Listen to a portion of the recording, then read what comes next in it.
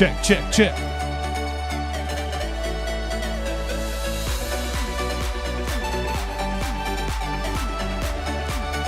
Check, check, check, check, check, check, check.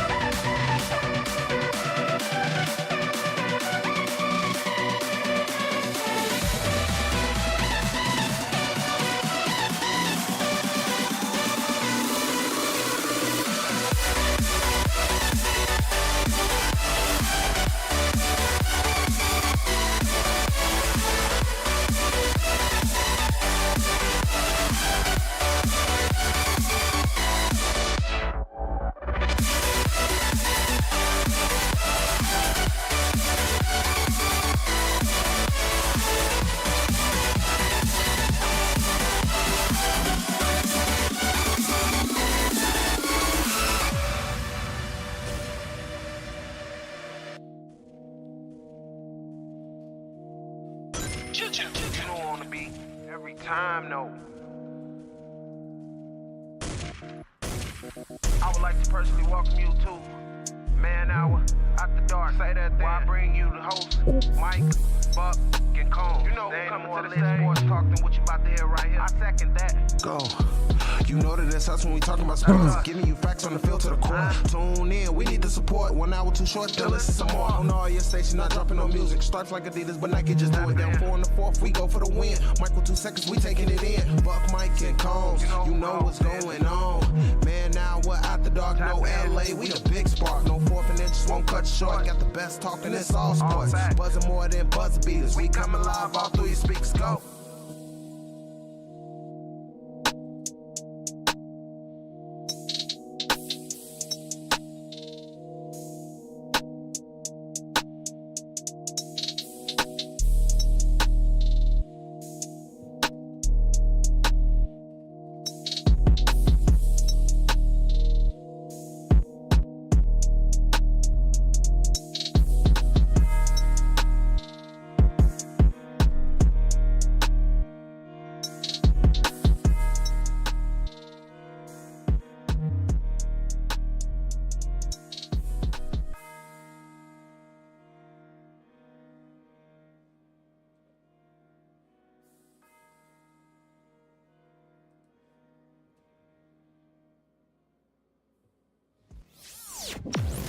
And now, Mike's thoughts.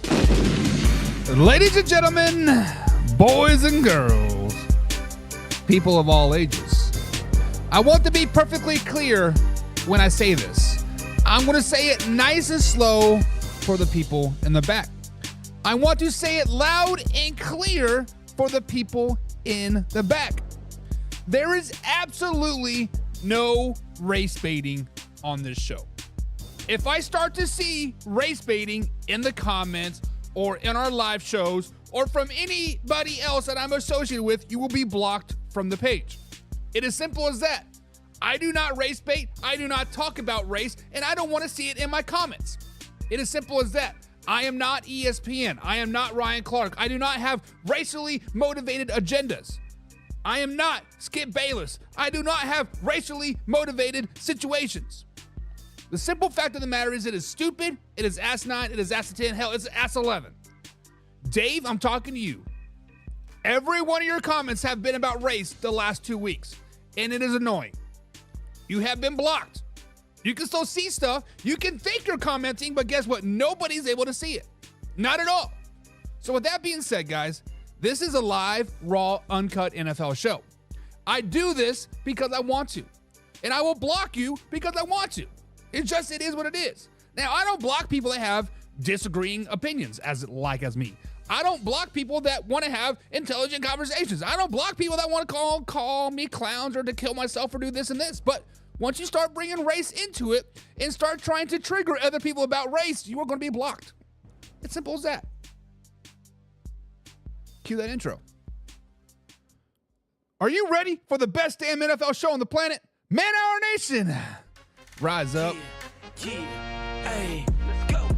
Hitting that gridiron, we going hard, we running the plays. You know the vibe, only the strong survive. Gotta keep your head in the game. Talking NFL, uncut, straight raw, steady bringing that sauce. We about to take off, get it hype. This man, our sport talk. Yeah, from the quarterback to the lineman, everybody bringing heat. You don't really wanna try them. Hey, who gon' win? It's a battle of the giants. This show is the flyest. Nobody can deny it. This is Man Hour. What?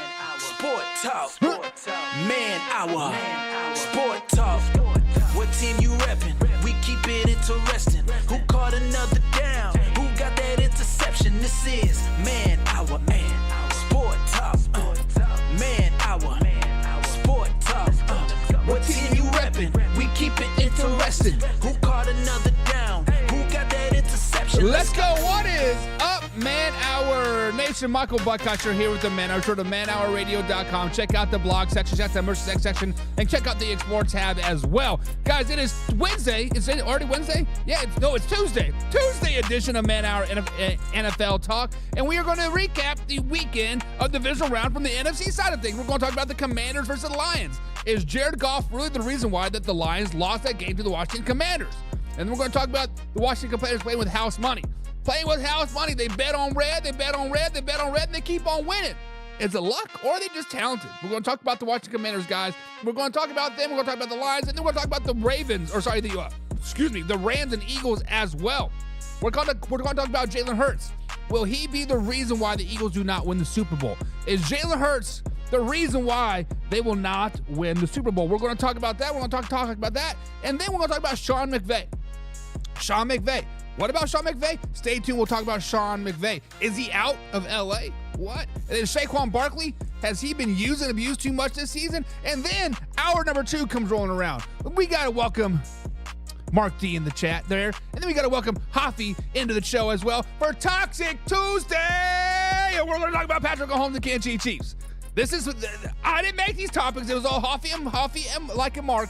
Hoffy wants to talk about Patrick Mahomes and the Chiefs. And then we're going to talk about the most delusional fan bases in the NFL. Talking about you Raiders fans. And then Ben Johnson will be fired in Chicago in just 3 years. And then, of course, you guys want to end the show with a little bit of fact, a little bit of crap. We're talking about Travis Kelce, and is it better losing the divisional round or the championship round? So, guys, we got a lot that. We got to talk about that and a hell of a lot more today's show.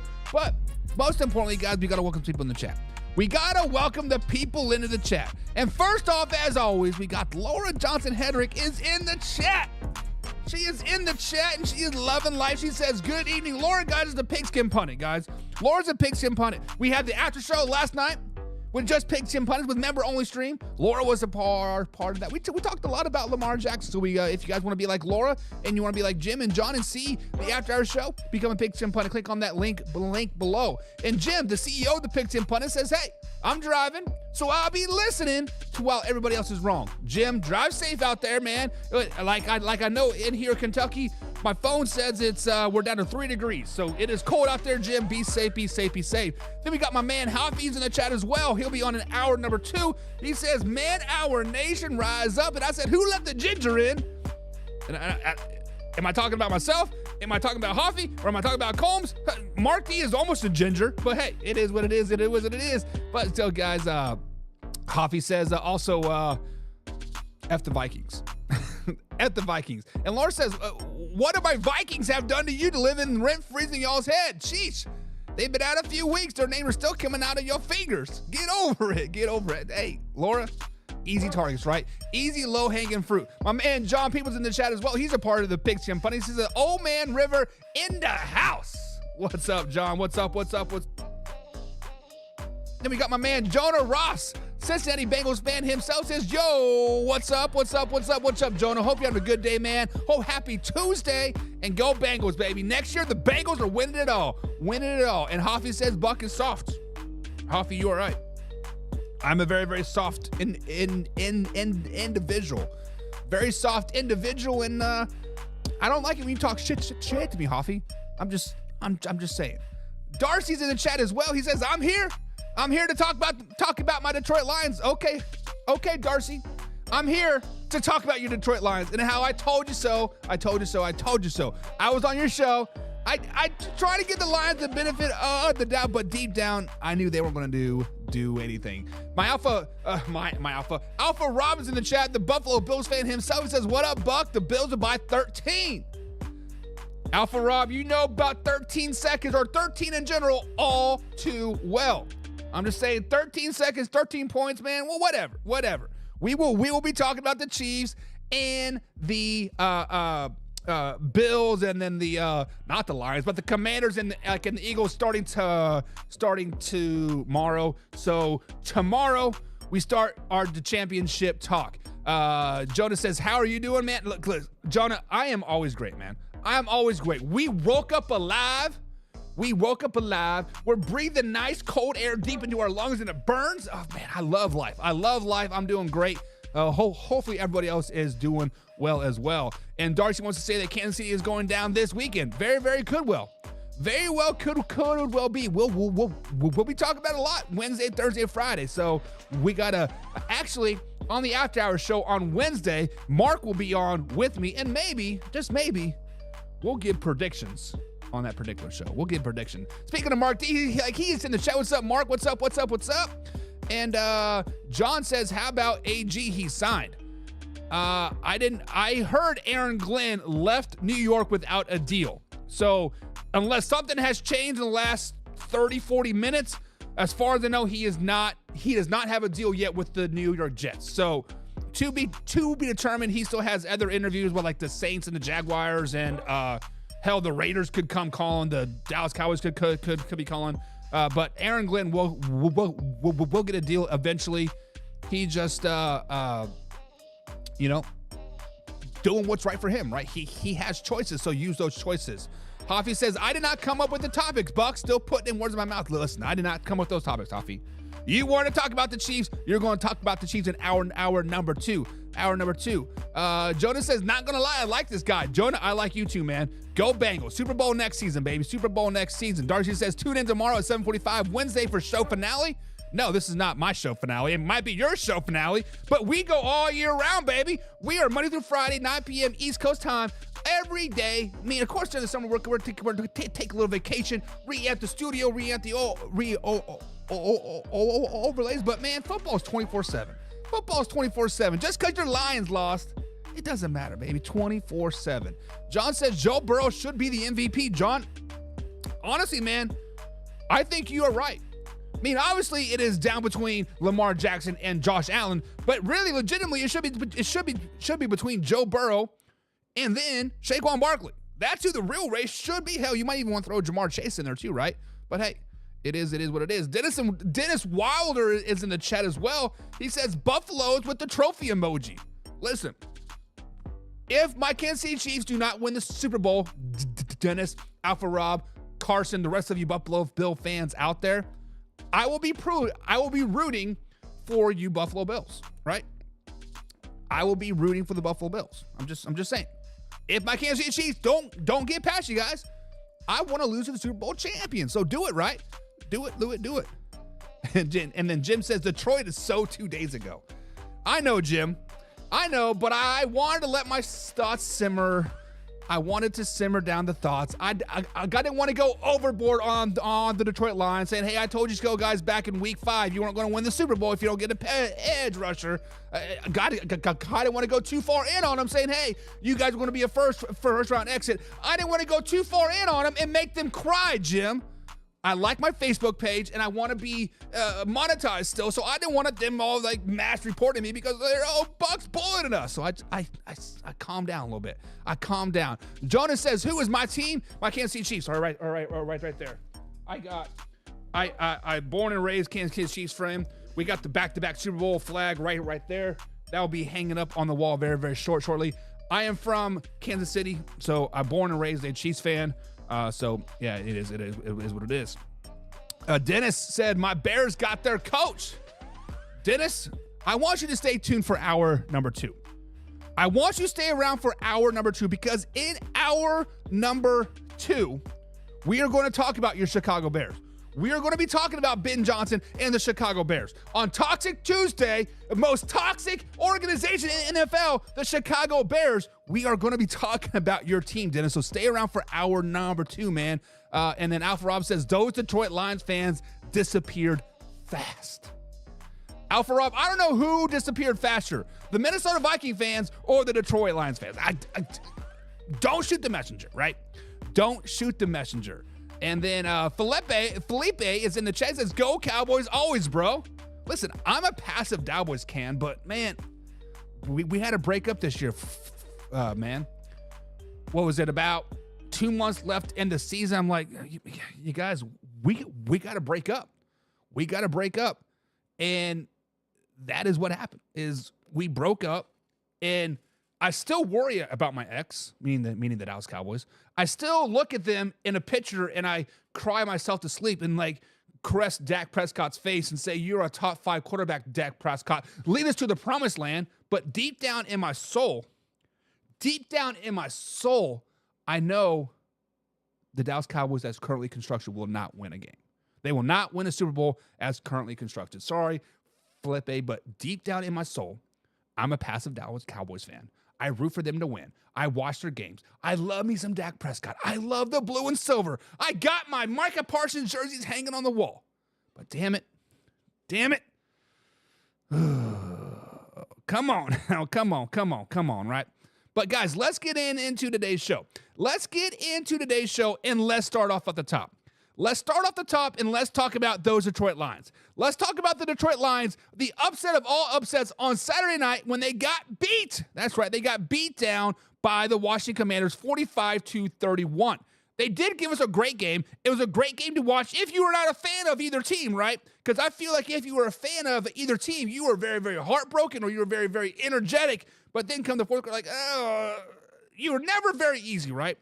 They were never very easy on either side of the ball. But in this game versus the Washington Commanders, Jared Goff, the quarterback of the Detroit Lions, ended the game with 3 interceptions. That's right, 3.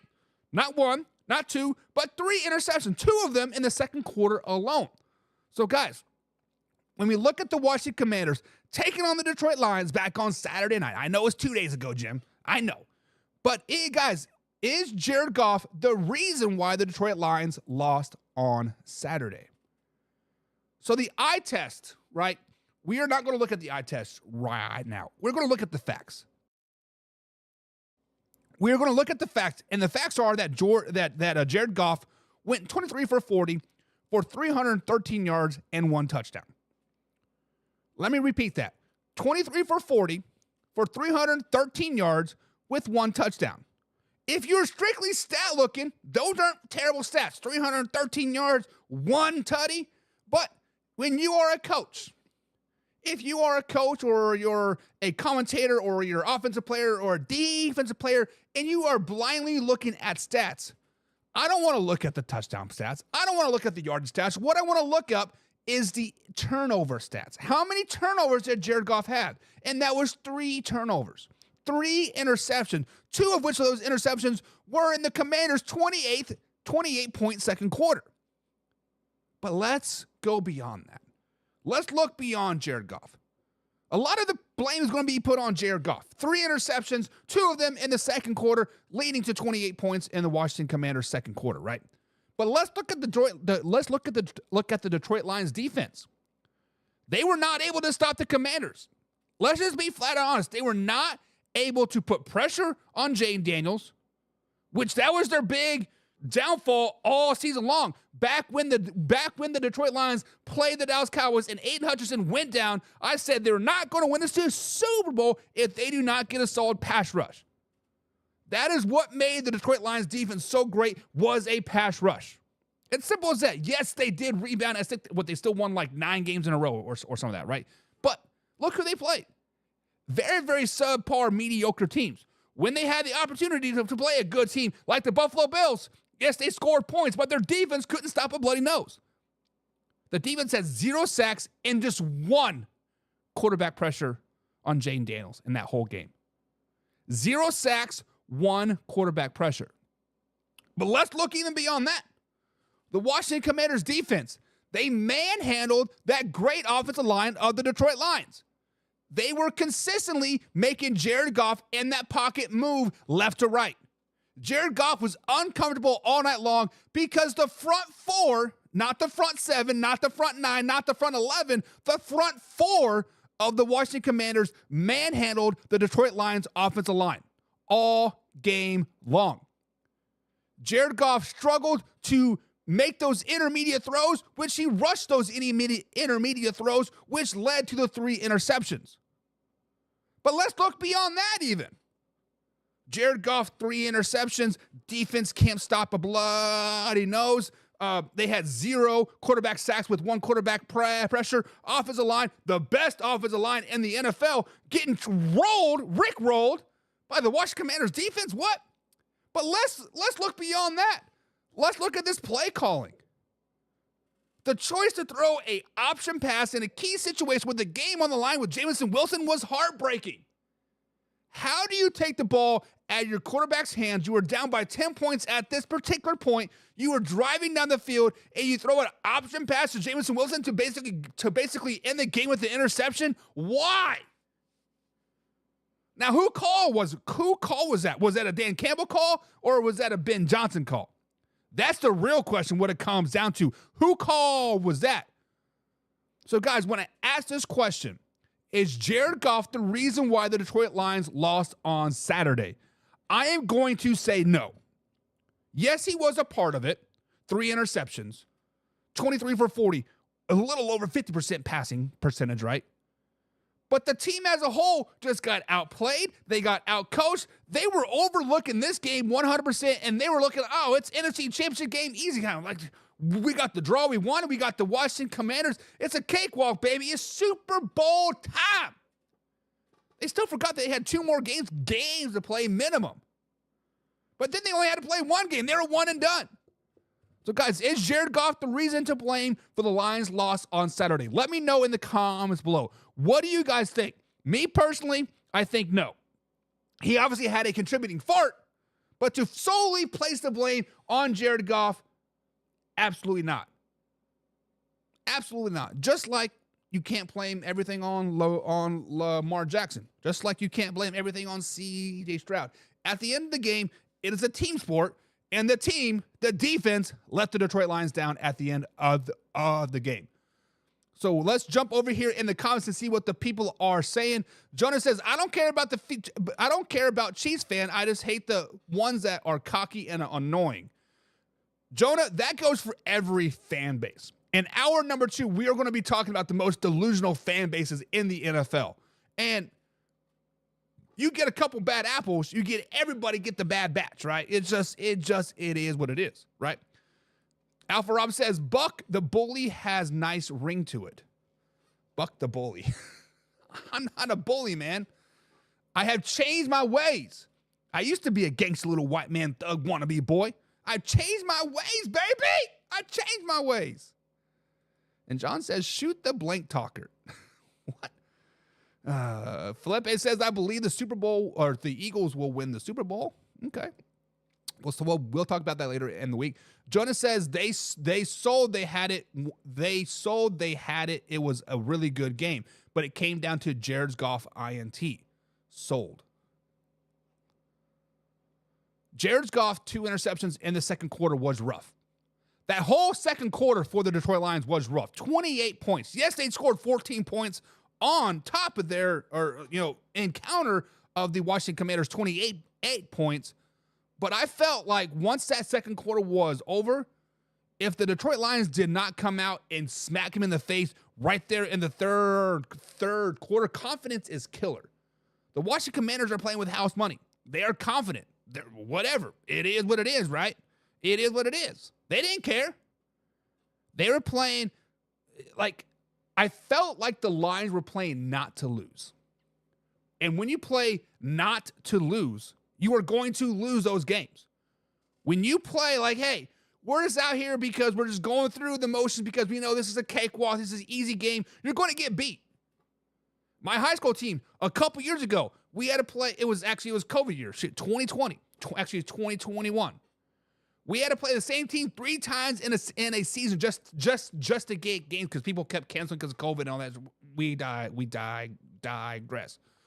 First 2 times in the regular season, we beat them like 60-0, then 65-6. Like we blowing them out of the water. We played them in the sectional game, our first round playoff game. We were overlooking them. Our head coach at the time was like, "Oh, we already beat these guys twice. We don't need to worry about scouting them or doing this, whatever." They come back and beat us 28-7. Like, confidence is killer. Overlooking opponents is killer. Playing not to lose sucks. And that's what the Detroit Lions did, I think. They played not to lose. And Dennis Weiler might have the comment of the day right here. We're only 30 minutes in, and Dennis Weiler has the comment of the day. He says the whole NFC North was overrated. Not just the Lions, just not the Packers, just not the Vikings, just not the Bears, the whole division. And Dennis, hindsight obviously is 2020. Obviously, the whole division was one and done. The Packers lost to the Eagles, the Vikings lost to the Rams, the Lions lost to the Commanders. The whole division was one and done. Lions 15-2. Vikings 14-3, were the Packers 10-7. Dennis, you might be onto something. After the end of the season, after the Super Bowl is over, let's go back and revisit this question. Revisit this comment. Dennis, I want you to stay around, man, because at the end of the season, I'm going to bring up your comment and I'm going to ask the question: was the whole NFC North overrated? Hindsight's 2020, so I got to say yes, man. Because if you think about it, the Detroit Lions, yeah, they were 15-2, but they're blowing out bad teams. When a good team came into town, they kind of struggled a little bit. I.e. the Houston Texans, i.e. the Indianapolis Colts, i.e. the Buffalo Bills. But damn it, they played the Jacksonville Jaguars. Woo, 50-burger. They played the Tennessee Titans. Woo, 50-burger, baby. Hey, we're the team that scored 40-plus points in 5 straight games or something like that. Like, slow it down, baby. Damn. Alpha Rob says is the defense is why they lost that game. A little Jared Goff, he was rattled. Jared Goff was rattled. When you consistently have to move the pocket, play after play, when front 4 of the Washington Commanders is beating your all-star, all-pro offensive line, whooping that ass, that's gonna suck. That's a little head case. Aiden Hutchinson and McNeil hurt their defense not being there. Yes, Hutchinson for sure. McNeil, when he went out, I was like, whatever, right? It's just the next man up. But he was a dog. I like me some McNeil. I would love to have him on the Kansas City Chiefs. I would love to have him on any other team but the Detroit Lions, right? McNeil is a dog. When he went down, I think that's the straw that broke the camel's back. Yes, the broken jaw from Carlton. What's his face? Carlton. I forgot his name, but Carlton, right? When he broke his jaw, that was huge too. So yeah. My man Drew's in the chat says, howdy, y'all. What's up, Drew? What's up, man? John says, no team effort, blah, blah, blah. How scared are you of the Buffalo Bills? If you win, buy a jersey. First of all, I'm not ever buying a Buffalo Bills jersey. And I'm not scared of anybody. I think the Buffalo Bills are actually better than the Kansas City Chiefs, John. So, yeah. BMSD 619, damn, she's fine, says Washington is losing. We'll see. BSM 619 says, do you think the Kansas City Chiefs can beat Josh Allen? Tune in tomorrow and we'll talk about it, man. We will talk about the Kansas City Chiefs and Buffalo Bills tomorrow. Jonah says, bro is 100% right. Not going to lie. They were all playoff busts. Dennis, you got a fan there. You got a fan there. The Cheeseheads were a field goal block away from being 0-6 in the division. Not wrong. And 416 said the Detroit Lions had no defense. They were injured. No defense. And he says, I agree. And 416. As soon as I posted the score to the Commanders and the Detroit Lions game, the first comment that came in, the post was up for about 30 seconds. It's like, yeah, we had too many injuries. And Detroit Lions fans, this is where we divide. This is where we divide. Kevin Cummings, a frequent flyer over here on the Man Hour. Many other Detroit Lions fans. Hell, John himself. Next man up, next man up, next man up. But now, when you lose in the division or lose in the divisional round because your defense isn't very good, oh, we had too many injuries. Aiden Hutchinson went down. McNeil went down. Carlton, he went down. Brian Branch got injured. Stop it. You can't have it both ways. Y'all starting to sound like Baltimore Ravens fans like now. You want it both ways, right? You can't have it both ways. Either you own your injuries back in week 5 through 12 when I gave you an opportunity to get that out of the way. Use that as an excuse. But you got, no, next man up, baby. Next man up, next man up, next man up. Injuries is no longer an excuse. You could have used that excuse 3, 4, 7 weeks ago, but you chose not to. Drew says it's going to be hard, doubly hard for the Lions to succeed next season since they're losing both coordinators. They're basically going to start from scratch. We actually spoke on that yesterday, Drew. I said the Super Bowl window for the Detroit Lions was shut. Slam shut. Not because of they've got bad players, not because they're getting older, not because they can't afford these players, yada, yada, yada, because Ben Johnson is gone. Aaron Glenn is gone or will be gone. How good of a coach is Dan Campbell actually with the X's and O's? He's a good rah-rah guy. But is he assistant guy? Is he the X's and like O's guys? That's the real question. Yeah, 416 says, if it wasn't for the latter play they ran with Jamo, I think Detroit Lions had a chance. Yes, that was a questionable play call. The option, flea flicker, whatever you want to call it, pass that he threw the interception to. I believe at that point you guys were just down by 10 points still at that particular time. Driving down the field, I believe it was at midfield if I'm not mistaken. That was a very, very questionable call. And my man Hoffy, I got to give him credit where credit is due. He said Dan Campbell will make a bonehead call and will cost them the game. Now, did Dan Campbell make that play call? More than likely not. It was probably a Ben Johnson call, but I'm sure Dan Campbell was like, hey, dial something up here. Nice. Right? Now, in Hoffy's defense, he was probably thinking more of a 4th down call that was going to blow the call, but still, that call, if you think blew them the game, cost them the chance to win the game, which I totally 100% agree. That was a backbreaker. That's got to fall on Dan Campbell, right? That's got to fall on Dan Campbell. Kevo says Bills Commanders Super Bowl would not shock me one bit. Would not shock me one bit. John says play. Bring ya brung. What are you even talking about, John? Jonas says in the future. In the future what, buddy? What are you talking about? Alpha Rob says Quinn gave Campbell a taste of his own medicine. All those 4th down calls. Listen, Alpha Rob, it was the middle of the game. What was it, the first drive or second drive? And it was 4th down, and I was watching the game, but I was kind of spacing out at the same time, and I saw the ball go whip in the air. I'm like, what? And they're like, oh, the Lions punted. I was like, what? I had to rewind it. The Lions have a punter? Like, I was confused, but yeah. The Washington Commanders were 3 and 4 on 4th down. And then the Lions were 4 for 4. So, yeah, it was a lot of 4th downs. Both teams had one punt. Julian Kahn says it's going to be the Eagles and Bills. Guys, tune in tomorrow, and we will talk about that. We'll tune in tomorrow and talk about that. Josh Owen says, I know it's off topic, but since 2018 when Mahomes became starter, there are other 16 quarterbacks since 2018 that has got more roughing the passer calls. Josh, bring that stat up when the Toxic Tuesday starts. So in hour number 2 here in about 20 to 30 minutes, bring that up. Bring that up because that is our first topic, is Patrick Mahomes versus the refs. So bring that up. Kevo says, incoming 8 and 9 season for the Detroit Lions next season. Would not shock me. Would not shock me.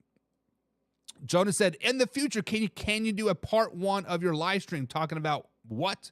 The Bengals could do better next season in the playoff run of the Super Bowl. Listen, Jonah, we have a long offseason, buddy.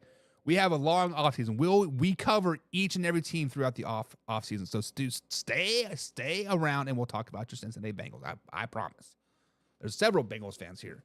Casey says, I think that trick play cost the Lions. Not Jared Goff, but the trick play. Interesting. On the other side of the coin, the Washington Commanders, guys, they've been playing with house money, right? They've been playing with house money all postseason.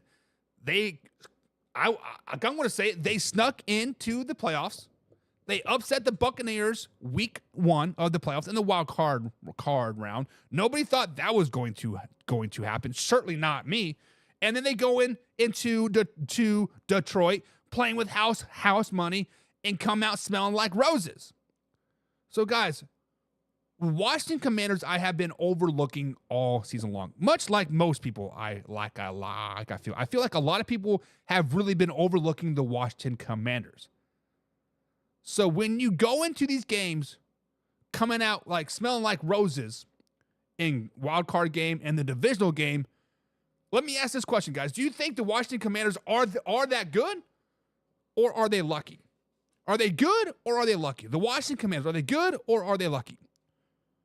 So when you look at the Washington Commanders, in 2 games, they played the Tampa Bay Buccaneers and the Detroit Lions. Jaden Daniels has 567 yards passing, 4 touchdowns just to 1 interception, sacked 0 times.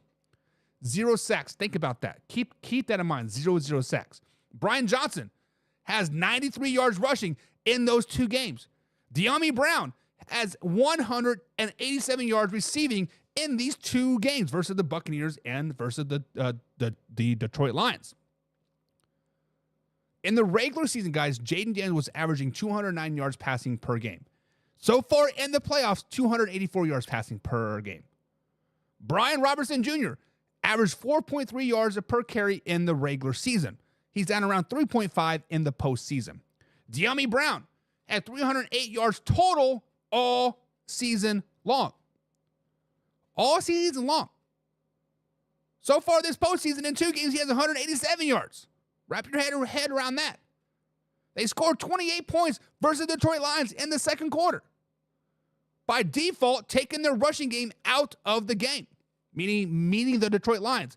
And they needed to do that because the Washington Commanders had the 29th ranked rush defense in the NFL so far this season. So, guys, when you look at the Washington Commanders, their wins over the Tampa Bay Buccaneers 23-20, and then the win over the Detroit Lions 45-31. Has it been luck, or are they that good? Guys, I have to side the line of luck. I know I've been overlooking and kind of talking up the Washington Commanders just a little bit, but guys, they have gotten lucky. Let's just be flat out honest. They have gotten lucky. De'Ami Brown. Did anybody know this guy prior to this postseason? Let's just be honest. Has anybody know this guy prior to the postseason? I'm sure you Washington Commanders fans heard of him, but the man only had 308 all season long. Not in 2 games, not in 5 games, all 17 games, 308 yards. In 2 games, he has 187 yards. That is luck. Mean that could be him stepping up and be a time prayer, just like my man Travis Kelce, but that's a lot of luck. And to be able to basically take the Detroit Lions rushing game out of the game in the second quarter, because we know that your rush defense sucks. That is huge. That's a lot of luck. That's a lot of luck involved. Guys, I think the Washington Commanders have been lucky all postseason. And I'm not saying it is going to run out against the Philadelphia Eagles, but that 29th rushing defense in the NFL is going up against the best. That's right, the best rushing attack in the Philadelphia Eagles on Sunday afternoon at 3 o'clock East Coast time. Because I feel like it has been luck. But I want you guys to ask a question. In the comments below, guys, is this Washington Commanders luck? Is it because they're that good? Or is it because they're lucky? That is the question. That is the question. Kevo says the Lions would have lost regardless of that trick player not working. Let's be honest. Probably. They could not stop the Washington Commanders. Julian Kahn says if you look at Daniels' interception, he has 9. 3 of them came versus the Eagles. Eagles are more physical defense, and just believe the Philadelphia is more scary. Ish Julian, I believe so. The Eagles are a very, very dangerous team. And Hoffy says, I've been hyping up the Commanders all year long. Slow it down, baby. AKA Hoffy has been blowing his boss all season long about the Commanders, right? But Drew says, hey, you want some facts? You don't want some facts? The facts are they are that good. Drew says they're not lucky. Yeah, they throwing up some good yardage. Yeah, Jaden Daniels 85% of the Commanders' offense versus the Buccaneers. Yeah, he was 75% of the offense versus the Detroit Lions. But damn it, they are just that good. They are that good. And John says, yeah, me too. I've been hyping up the Commanders. Y'all drunk. Y'all drunk. And Laura says, hey, simply put, they're good. They're good. They're better than the Lions. They're better than my Vikings. They're better than the Packers. They're better than the Broncos. They're better than the Chargers. They're just really, really good. Laura, I can respect that. Dennis says, Detroit is done next year. Got the Steelers, Bucks, Cowboys, Washington, Rams, Eagles, Ravens, Bengals, and your Kansas City squad. Next year's a long ways away. We don't know what tomorrow brings, right? We don't know what the draft is going to look like. We don't know. Hell, Aaron Glenn might be back in Detroit next season. Dennis, we don't know. The offseason is a long offseason. Let's get through the postseason. Let's get through the Super Bowl. Let's get through the draft, and then we'll talk about next season, right? Alpha Rob says maybe the NFC just isn't that good. The big dogs are in the AFC. And Alpha Rob, I think you are correct, right?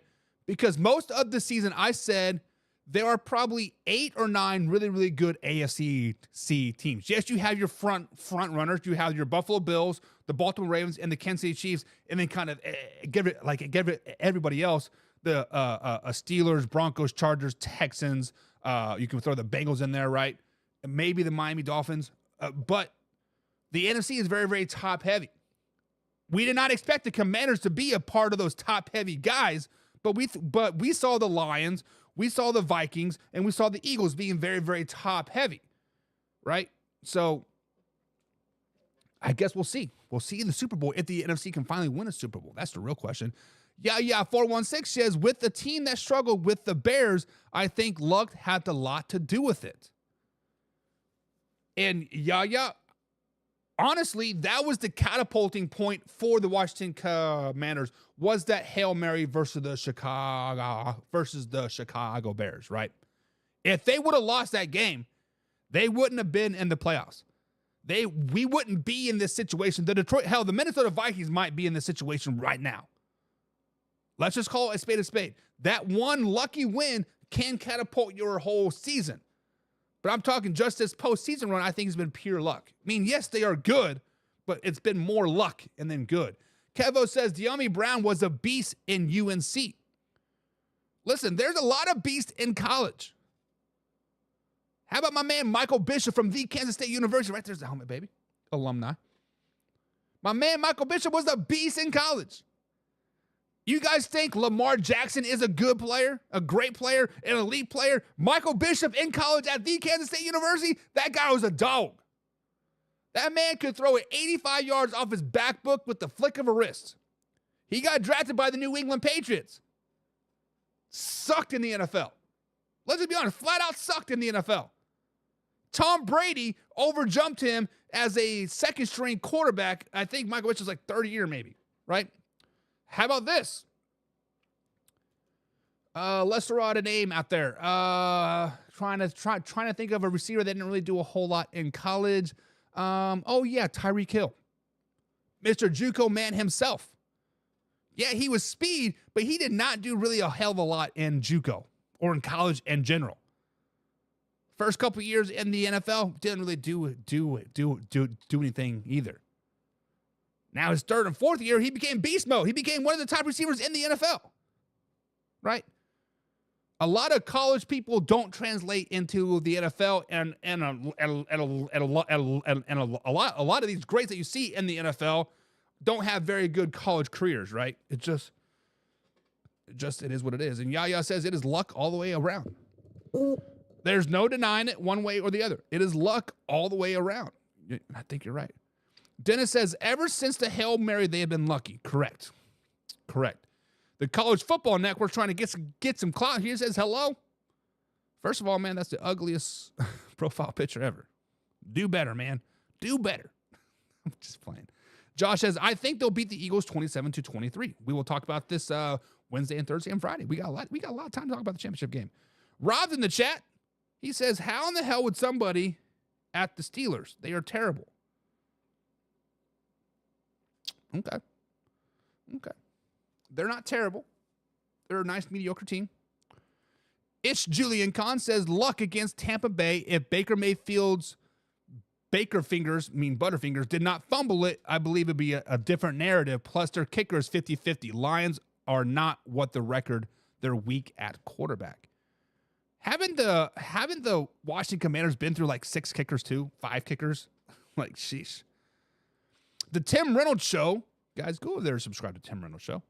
He says, I am a Bucs fan, and Jaden looks like he's a veteran quarterback out there. He's not making mistakes and stays cool under pressure. I really think Washington has a real chance with the way their offense is being run. And Tim, I think you are 100% correct. Jaden Daniels is a dog. I said it on Saturday night. I reaffirmed it on Monday's show. I said that Jaden Daniels is a top 5 quarterback in the NFL right now. I think Jaden Daniels is the real deal. Fell into this perfect situation. Now, if he would have went to Chicago, we wouldn't be talking about him just like this. If he would have went to New England, we wouldn't be talking about this. If we went to Denver, probably wouldn't be talking about this. The Commanders were a perfect situation for Jaden Daniels, right? It was a perfect marriage, just like Patrick Mahomes and like Andy Reid, a perfect marriage.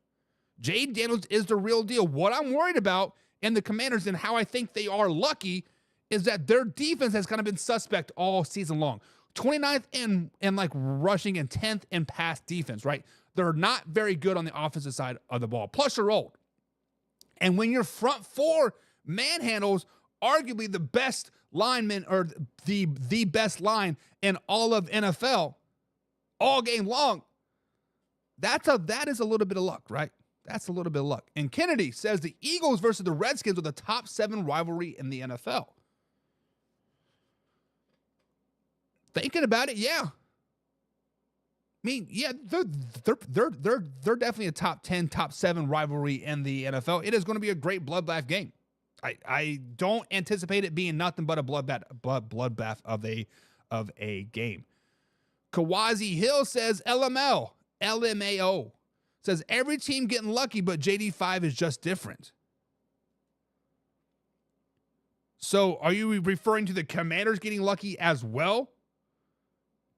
Kawazi Hill, or is just Jaden, or just Jaden Daniels just carrying that whole team and making them better? And I don't want to diminish anything that Jaden Daniels is doing. He is being a dog all season long. He has elevated the whole play of this team. This team is not a Super Bowl winning team or a playoff winning team or a playoff team in general without Jaden Daniels. Let's just be honest about that. Jaden Daniels is a guy. Dennis said, I'd still draft Williams first. Caleb Williams does have a lot of bright upside. We will talk about that. Kennedy says the Redskins got Dan Quinn. They're going to have a not okay look at the 2026 Falcons or 2016 Falcons when the Head was the head coach. Maybe he's grown from that. So Kennedy is referring to the 28-3 halftime lead over the Patriots, ended up giving that way into that game, right? So let's move on. Let's move on to the Philadelphia Eagles taking on the Los Angeles Rams. We briefly spoke about it in Factor Crap the other day, but guys, the Eagles did come out on top of the Rams in the Snow Globe game on Sunday afternoon. The 28-22 victory for the Eagles flew them into yet another NFC Championship game. However, in the process, Jalen Hurts only threw 20 times and completed 15 passes for just 128 yards. So 15 for 20 for 128 yards with 1 touchdown in that particular game. We have been talking about Jalen Hurts, it feels like every day for the last 2 weeks. But guys, let me ask this question. Will Jalen Hurts be the reason why the Philadelphia Eagles will not win the Super Bowl? Guys, so far this postseason, Jalen Hurts has 259 yards passing. Not great. When you look at Jaden Daniels, 579 yards, right? Almost exactly half. He also has two touchdowns, 0 interceptions, but he's been sacked 9 times. So really, not putting a lot of great numbers, hanging onto the ball a little too long and getting sacked. Now, when you look at Jalen Hurts all season long, he's only averaged 193.5 yards passing all season long. All regular season, all 15 games that he played. And I understand the storylines in the NFL. If you want to be a great quarterback and win the Super Bowl, you need to throw for 300 yards. I get it. We want sex. We like naked ladies. We like 300 yards. We like those 3, 4, 5 touchdown games, right? But when you look at just last week alone, Josh Allen beat the Baltimore Ravens by only throwing 127 yards passing. Patrick Mahomes beat the Houston Texans by only throwing 177 yards. Guys, the Philadelphia Eagles are built different. They are built off of a running game, MVP man himself, Saquon Barkley, and the best defense in the NFL. Now, Jalen Hurts will not be the reason why the Eagles win or lose the Super Bowl. He will not be the reason why they win it, and certainly will not be the reason why they lose it. Guys, Jalen Hurts is out there just managing the game like Kellen Moore and Nick Sirianni have asked him to do since week 5 of this NFL season. Week 1, 2, 3, and 4, they were asked him to go out there and win them games. They were asked him to throw the ball 30, 40, 50 times in a game. That's not Jalen Hurts. This is not this team. This team is to give it to Saquon Barkley, let him rush for 150 yards, let Jalen Hurts throw for 150, maybe 160, and let the defense win you a championship. So, guys, when you look at the Philadelphia Eagles, will Jalen Hurts be the reason why they lose the Super Bowl? I'm saying no. He won't even be the reason why they lose the NFC Championship game. Jalen Hurts is not the make or break team, not the make or break player for this Philadelphia Eagles team. Kennedy says Jalen played with Nick Saban in Alabama. Nice. Cushmaster says, thinking about getting Lawrence Taylor jersey. You should. LT's a man. My man Derek's in the chat. Evening, everybody. What's up, Derek? What's up? And Kennedy says, Hurts just needs to play a B game, and Philly will win by 10. Listen, Kennedy, I want to take it one step further. Jalen Hurts can be kind of just off the charts, to be honest, like a D game, C game. As long as he doesn't turn the ball over, he'll be A-okay. He'll be okay. And Robbie DeFeto says, I got the Commanders winning it all. Robbie, we didn't hear you saying that a couple weeks ago. We didn't hear you saying back in June and July. I mean, you can jump on the bandwagon if you want to, but it is your team, right? It is your team. And Cushmaster says the Eagles can't win the Super Bowl anyways. So Cush is saying, hey, they're not even going to get past the Commanders, so why are we even talking about the Super Bowl? But Laura says definitely yes.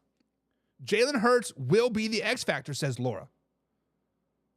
Laura says, hey, Jalen Hurts, you know what? We need you to step up, buddy. We need you to be a little bit of Sam Darnold. Not in primetime games, not when the season's on the line, but the 1 o'clock, 1 p.m., when the Vikings play the Jaguars, that type of Sam Darnold. Drew says his passing yards are irrelevant since the Eagles are the running team, best running team in the NFL. I agree, Drew. I agree. I wouldn't say they're totally irrelevant. You still need to pass a little bit to keep them honest. But hey, it is what it is. Alpha Rob says, it's like Hurts hesitant to throw.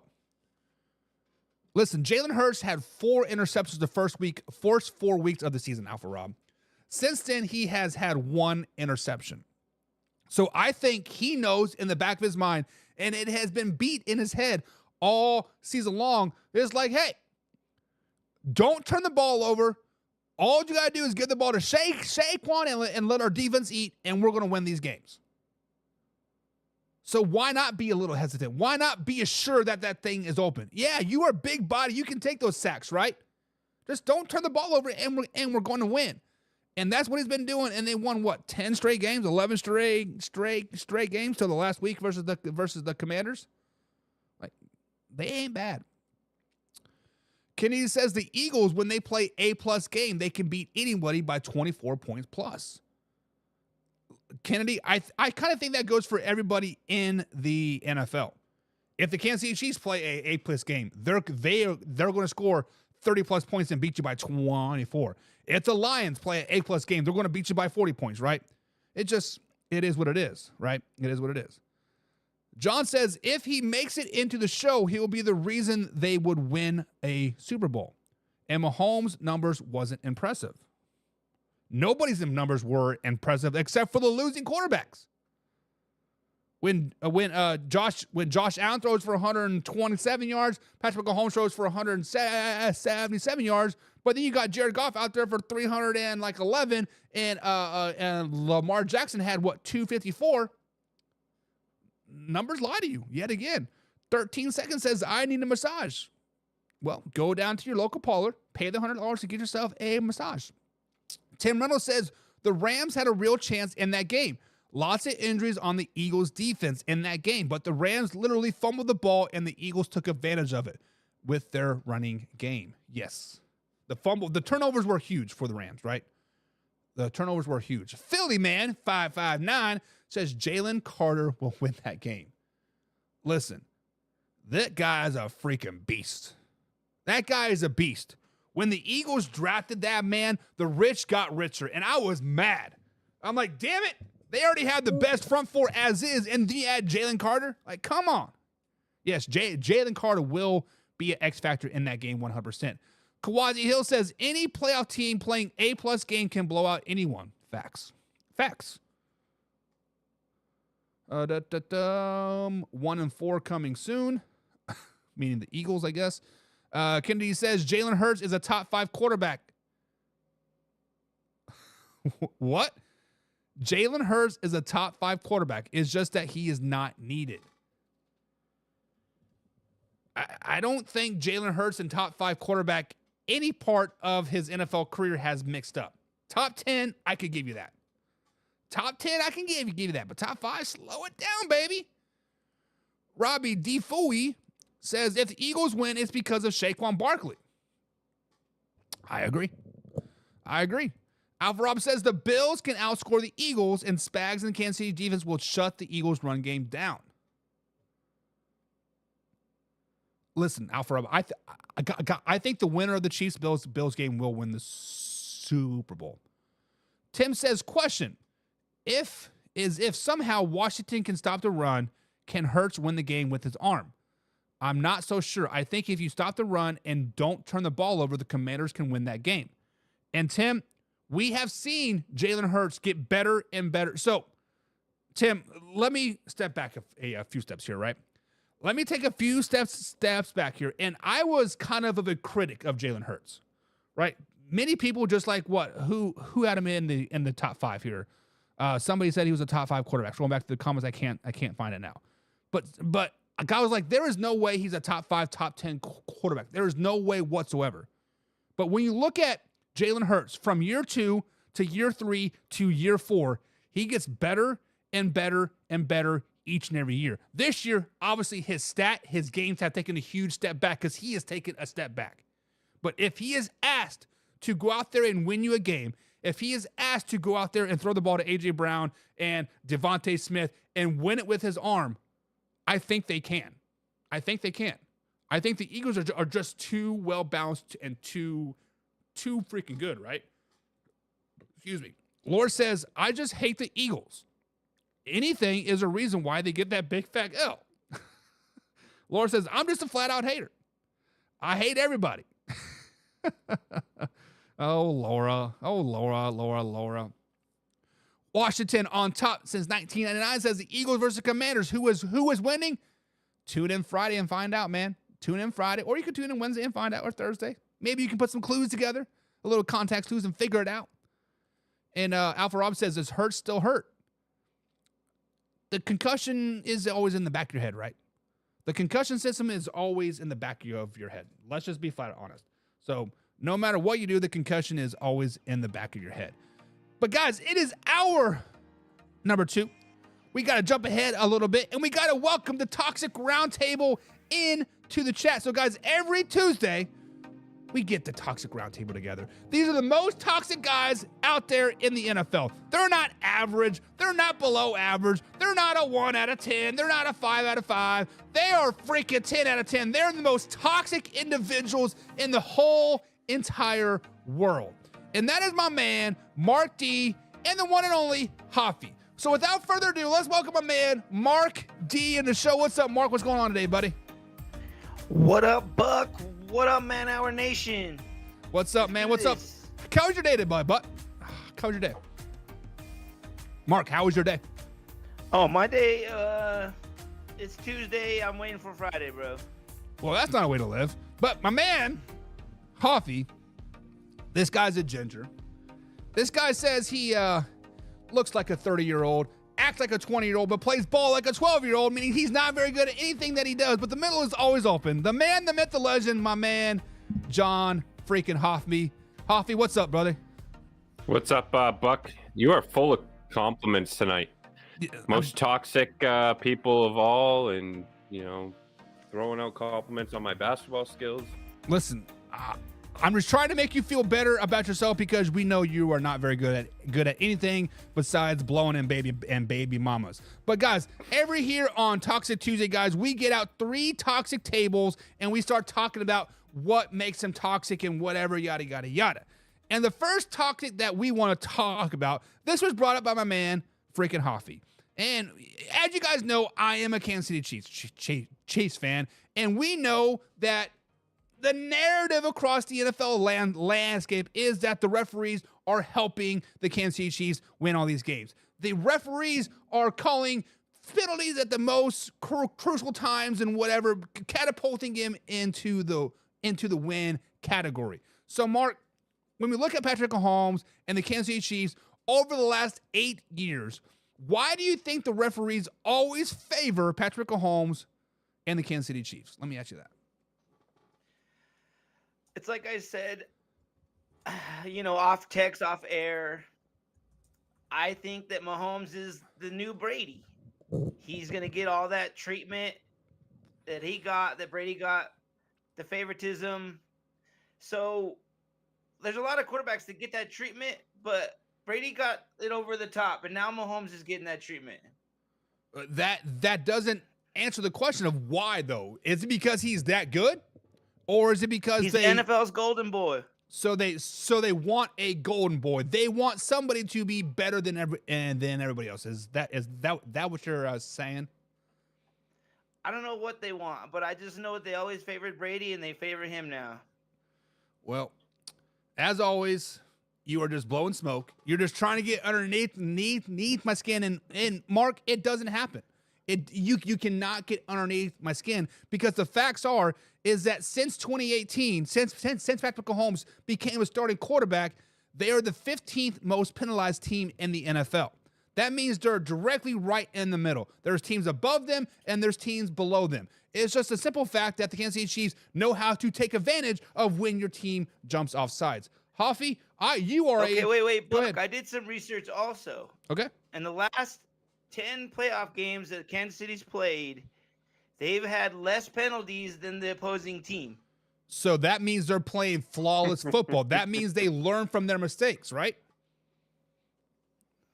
I don't know. Take it with what you will. No, because those are your stats. And my thought process is that Mahomes has one of the best hard counts in the NFL since Aaron Rodgers. What did Aaron Rodgers used to do all the time? He used to get divas to jump off sides and he would throw the ball deep, right? Patrick Mahomes doesn't turn the ball over because he does that. When you jump off sides, he's going deep and he's going for the deep ball. Yeah, you might throw it, turn it over, whatever, right? But it is what it is. Hoffy, you are a New England Patriots fan. You lived through the Tom Brady era. I can see you have your old school Patriots beanie on right now. Do you think the referees are giving too much love to the Chiefs and Patrick Mahomes? Oh, my bad. I'm going to pull a Mark here, and I'm going to waffle around this. Come Yes. on, Hoff. No. I mean, yes, it's definitely a questionable call. But that kind of thing is going to happen when it's the most televised, most watched game. Everyone's going to have their thoughts and opinions. Everybody's hating on the Chiefs unless they're Chiefs fans right now. What I will say is, and Teddy Bruschi said this in the whatever show he was discussing, the Chiefs just know how to win whatever game they're in. The Texans show up and they're looking to win the game, but they're not able to adapt. And that's something that the Patriots did in their dynasty run. That's something that, Peyton's teams did. But as a defense, you got to know that there's most likely going to make those calls. It is a penalty regardless if you hit the guy in the head or use the crown of your helmet. So hit the guy in the stomach. Don't hit him in the chest, giving that possibility of hitting him in the head. So whether or not it's a penalty, you can avoid those opportunities of the refs calling those plays by using proper technique or by following the rules of how you're supposed to tackle. So basically, guys, what Hoffy is referring to is the pass or the roughing the passer call. I use that air quotes because Mark does not think it was a roughing the passer. I certainly do think it was roughing the passer. It was early in the first quarter. I believe it was Will Anderson Jr. came through the line and his forearm hit the chest of Patrick Mahomes and then his head hit the Patrick Mahomes' head. And by the letter of the law, Mark, if any head-to-head contact happens to the quarterback inside the pocket, it is roughing the passer. So, Mark, I know you hate the Kansas City Chiefs. I know you hate Patrick Mahomes. When you see that picture of Will Anderson Jr.'s head hitting Patrick Mahomes' head, by the letter of the law, by the letter of the rule book, was that roughing the passer? After the fact, I learned about the rules of roughing the passer, and they're very vague. How's it vague? Head-to-head contact, it's a flag. That's not vague. No, it's vague because they can throw it if they have any doubt, which makes it vague. So they're like, oh, I don't have a doubt. They could have no doubt on every play. So they just give them free allowance to throw the flag on that call for any quarterback. So when you see Mahomes' head snap back, Hoffy, the way you did, is there any doubt that there was head-to-head contact there? Let's not forget the refs don't have access to replay. Yep. So they're seeing this in live time. And the ref, I believe, that threw the flag is standing behind Mahomes. Yep. So Mahomes' face, Mahomes' body is blocking everything that is seen.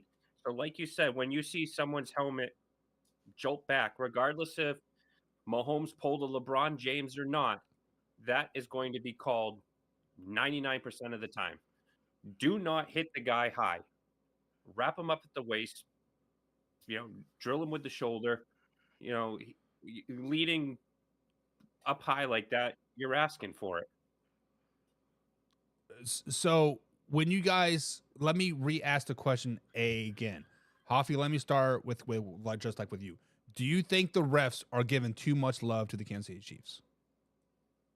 No, I think the refs are going to give love to Mahomes, Burrows, all of these quarterbacks that are, crucial to the NFL making money. So, yes, someone like Bo Nix probably isn't getting that call right now. But the NFL is going to lose money if Mahomes is out hurt, if, CJ Stroud is out hurt, if, some of these other big names, quarterbacks, running backs are out. So, yes, they have to protect their investment. Mark, same question to you. Is the referee showing too much love to the Kansas City Chiefs? I think they show too much love to Mahomes because, like I said, I think he's the golden boy. They're not going to let him get hurt. Like Coffee said, they need him to make money. So, as it goes. All right. So, a person asked, let me see the pictures. So, I went over here to our Facebook page. This is the screenshot of from the NFL referees. Let me zoom in. So, the top one This is right before Will Anderson's head hit Patrick Mahomes' head. Hit him right below the chin. Hoffy, Mark, when you guys see this, what is your first interaction? Yes, this is going to be a passer or a roughing the passer call, right? If I'm being honest, it looks like he's leading with the head. So, or he's up at Mahomes' head area. If he drops down and he hits Mahomes in the gut. Yeah. To be honest, Buck, this isn't even the one I'm more upset about. You are more upset about this one. What I'm upset about is that one is where he was running around like he always fucking does. And he slid, and he knew that once he slid that he was going to cause a penalty. So let me ask you this, because this is Mahomes as a this time he is out of the pocket, he is rushing the ball. So therefore he is no longer protected by the quarterback rules. However, every NFL receiver, tight end, running back in general, if you go and there's head-to-head contact, there is going to be a personal foul. I don't care if you're Travis Kelce. I don't care if you're Devontae Smith, which he got this call, or Patrick Mahomes. I believe that is Algier making the tackle there. As you guys can see, Algier's head is down. Mark, where is Algier's head compared to Patrick Mahomes' head? Are they eye to eye? Are they getting ready to hit heads? Well, like yes you said, it looks like he's going to hit the helmet. You're right. Okay. I understand why they made these calls. I'm just saying that they favor the quarterbacks, and Mahomes skirts the rules because he knows that he's going to get these calls. Okay, so let me ask you this. He did on that stupid flop play that they didn't call the penalty on, which I'm surprised they didn't. Which Josh Allen does it all the time. But since it's Patrick Mahomes, you are sad about it. I get it. But I watch football all the time. I've never seen Josh Allen do that. Okay, watch it on Sunday and like you will see it, right? So with your words, Mark, you said yes, he hit him in the head here, and they hit him in the head here. So how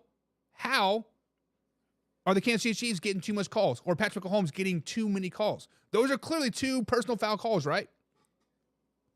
Those are also calls catered to the quarterback. Okay, every quarterback's going to get that call. Every NFL player is going to get that call. So not true, because like on the Detroit game, freaking Goff got blew up and no call, dude. Okay, first of all, Goff was a defender at that point. He threw a pick six. He was going to go make a tackle. If you don't want to get hit, get out of the play. He would have got a fucking call. What? If that was Mahomes that got landed like Goff did, there would have been a call, I guarantee. No, it wouldn't have. If Jared Goff did not want to get hit, he shouldn't have been in the play. He should have got out of the way and not try to make a tackle. Simple as that. Mahomes would have been standing on the sideline. Yeah. Quarterbacks are taught to run to the sideline on a pick six. Any more thoughts on the referees giving too much attention to the Kansas City Chiefs? So I like that call? Like I said, I'm not going to disagree with you. I'm just saying that I think he's favored, and he will be. I don't like the call, but by the rule, the way it's laid out, that is a penalty. Should it be a penalty? No, but by the written rule, it unfortunately was a penalty. So let me jump in the comments here. Richard Beck says it was a helmet-to-helmet for Jared Goff. Yes, there was a helmet under the chin of Jared Goff, 100%. However, Jared Goff was a defender at that particular time. If Jared Goff was a passer, if he was a runner, he would have got a personal foul called for Jared Goff. But the fact that he was a defender, we all know that defense can't do anything, right? You breathe on a offensive player wrong, you are going to get a personal foul. Jared Goff was a defender at that particular point. I just want to make that perfectly clear. He threw a pick six. Dennis said Ravens hit each other helmet to helmet. We are not talking about the Ravens helmet. So that was the Texans game that you're referring to. And yes, Dennis, you are correct.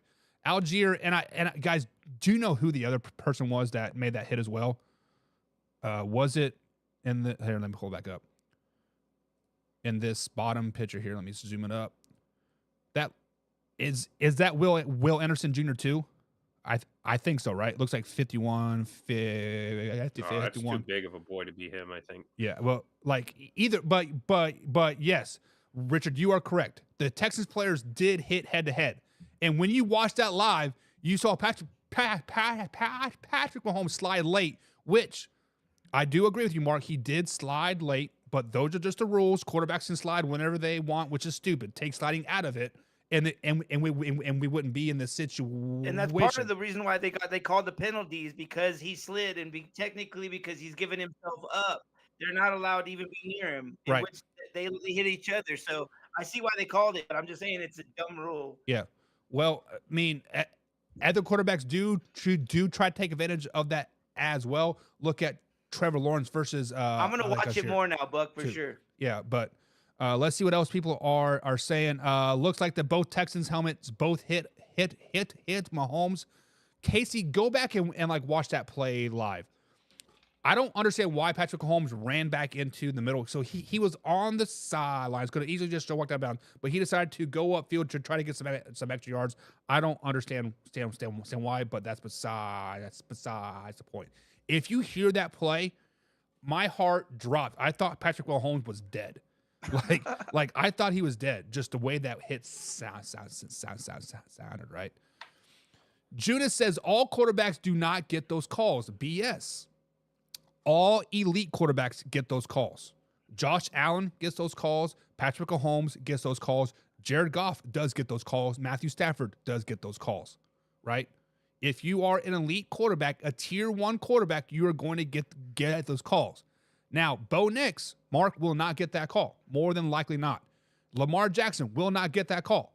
Trevor Lawrence will probably not get that call. It's kind of like paying your dues, right? Like you have to pay your dues to be great. But Trevor Lawrence will get that call because he's already been concussed and nearly killed. Well, he shouldn't have slid late. Let's just be honest. If you take sliding out of the game, he would not have been concussed. Can you remind me what team that was? Look at this rule, dude. Texans. With the sliding, they got to figure that out. Yeah. So if it's already happened to them, which he was flagged on that play. He was suspended for 3 games, I believe. Correct. So why did they not learn at that point? Because honestly, Patrick Mahomes slid entirely way too late. Trevor Lawrence slid entirely way too late. And you cannot change the rule in the middle of the season. It's something that is going to have to be addressed in the offseason. Right, but that's what I'm saying. The Texans, it's already happened to them. Yeah.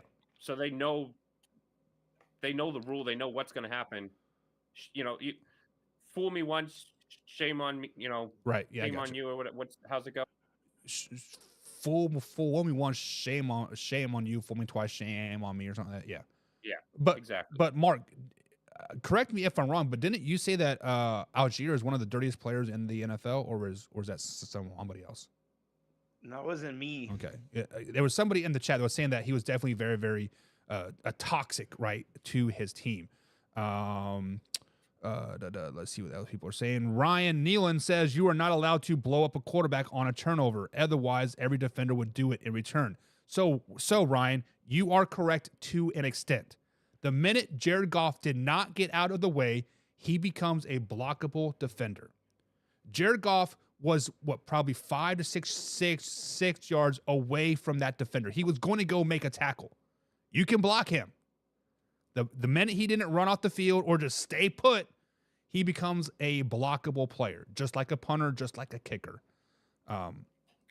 John X says, already explained the claims that the Chiefs' right tackle lines up too far back and falls out with no starts.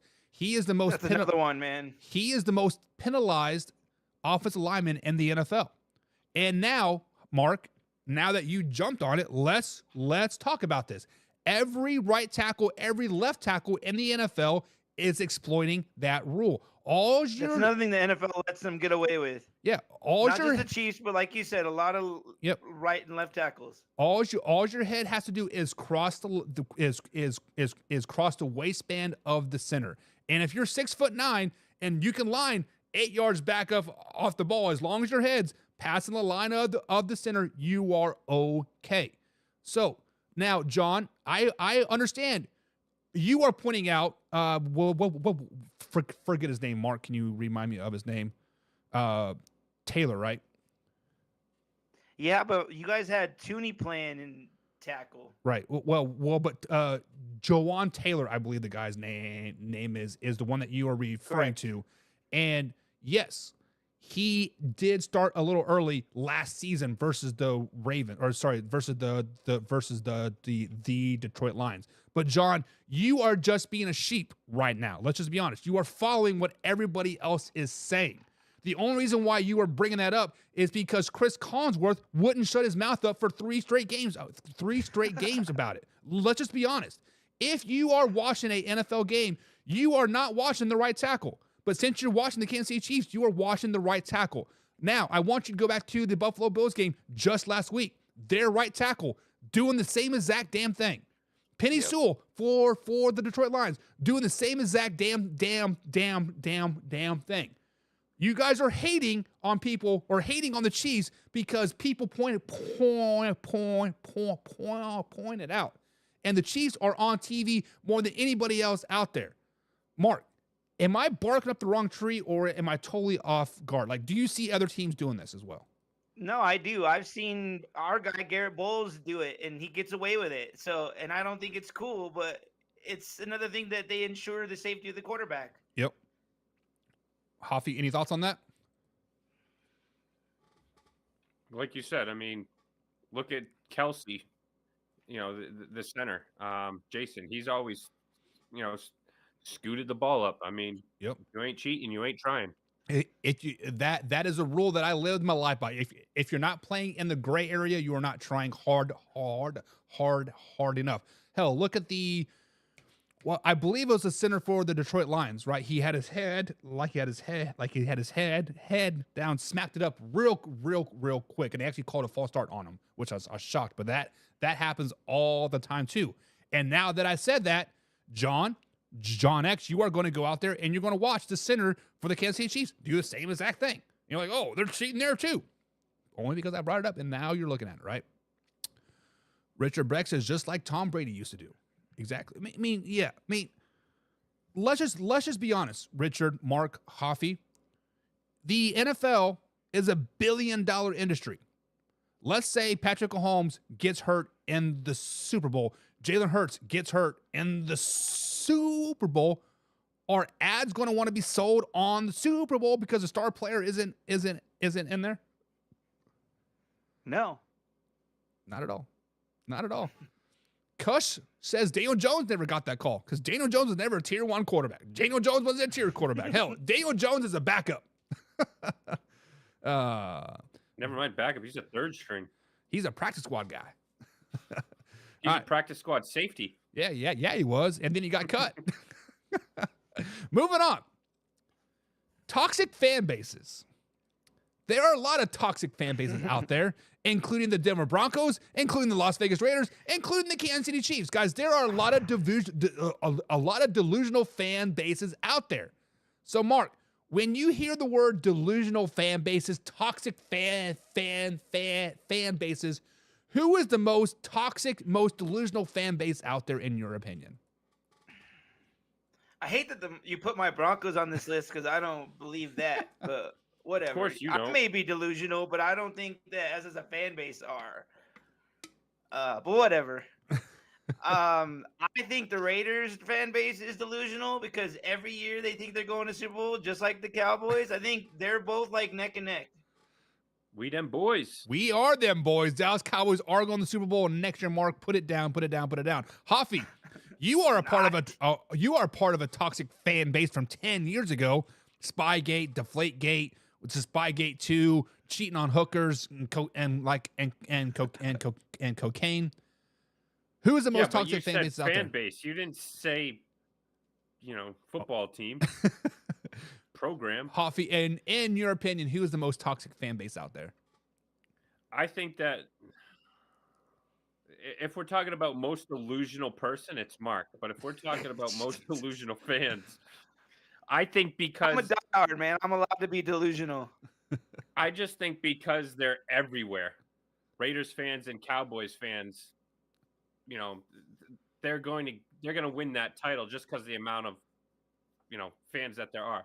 But if you want to talk about just absolute assholes and delusional tool bags, Laura Johnson just said it right there. Eagles, hands down. You know, they freaking threw snowballs at Santa Claus.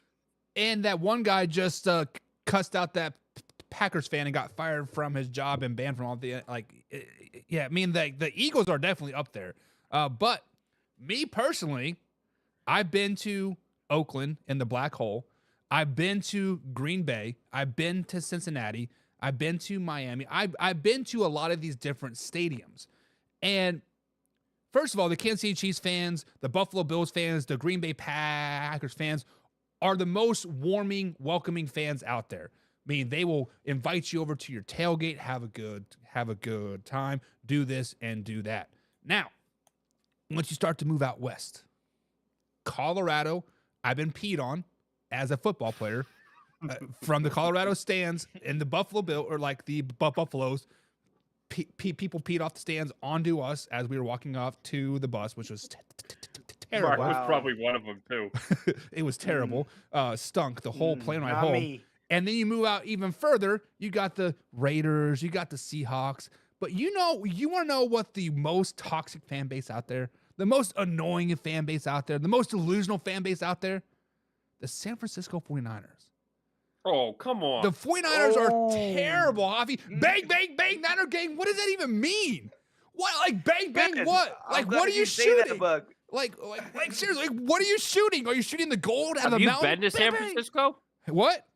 Have you been to San Francisco? I don't want to step foot in California ever again. The one time I was there, the ground shook for 6 minutes. I was like, what is going on? Like, it was stupid. I think 95% of the people that live there are gay. That's why it's Bang Bang Niner Gang, because they're a bunch of men banging each other. Yeah, but the 49ers are pretty bad. They are the most delusional fan base too. They talk so much shit on the Dallas Cowboys. You guys haven't won a Super Bowl since '96. Motherfuckers, you haven't won a Super Bowl since '95. Like, what? Like, come on. Like, what are you guys crazy about? But what about Philly? I've heard nothing but fans they had a prison. I mean, they had a jail in their old stadium, didn't they? I don't know. The whole state of Pennsylvania is just a freaking garbage.